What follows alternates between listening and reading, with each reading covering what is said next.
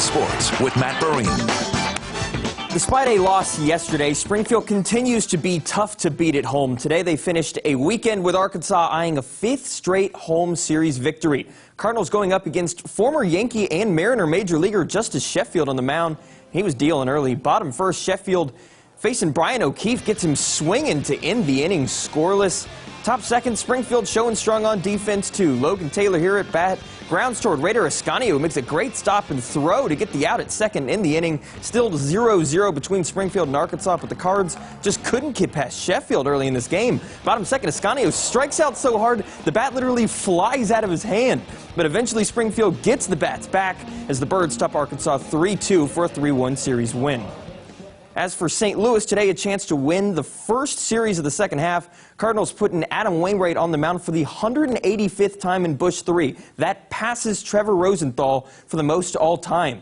And Waino didn't disappoint in that history. 7 innings of 4-hit baseball. Here a sinker into a double play. That's going to set up a breaking ball strikeout, 1 of 7 Ks on the afternoon, and the rest of the Birds finish the job. Bottom first, no score. Tyler O'Neill drives one down the left field line. His 5th RBI in 24 hours. Paul Goldschmidt also helping punish his former team. 2-0 in the third. He demolishes one over the left field wall. That's a 2-run blast. His 17th long ball as St. Louis wins 5-2 to take the series with Arizona.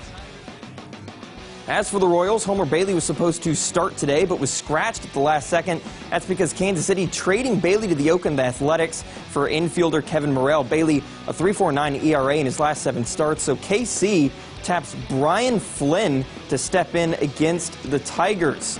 There's Flynn on the mound, marking his first start in nearly 3 years. And thanks to minimal prep, it did not go well. Top third, Royals up 3-2. Heimer Candelario clearing the bases with a double to center. Then Nico Goodrum going to bring Candelario home on an RBI single. And they were just pouring it on. Royals replace Flynn with Perez, and not much changes. A 2-run bomb by Gordon Beckham caps off a 7-run inning. The Royals score 8 of their own on the day, but it's not enough, and a 12-8 loss to the Tigers. Today also marked a notable day for Missouri State baseball alum Ryan Howard. The Philadelphia legend and 2008 World Series champ officially retired as a Philly today, getting one final trot to first at Citizens Bank Field.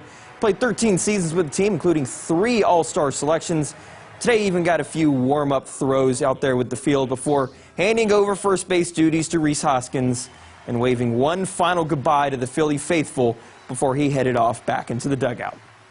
Now, the Springfield Lasers started up their campaign today to defend the World Team Tennis title. The champion Lasers welcoming Philadelphia to the Cooper Tennis Complex, the team they actually beat to hoist the trophy last year. Tonight's matchup opening with mixed doubles. Abigail Spears and Jules Roger repping for the Lasers. Teams tied 1-1. Spears serving, and Fabrice Martin cannot control that one. Lasers going up 2-1. Jump to Game 7. It's 4-2 Springfield, and the return from Taylor Townsend too strong as it lands out of bounds. Lasers take mixed doubles 5-2. Next up, women's doubles. Spears joined by league newcomer Anna Blinkova. Down 1-0, Blinkova going to force a tough return, and Spears lays down the law for the game winner as Springfield goes on to win a close one, 22-20.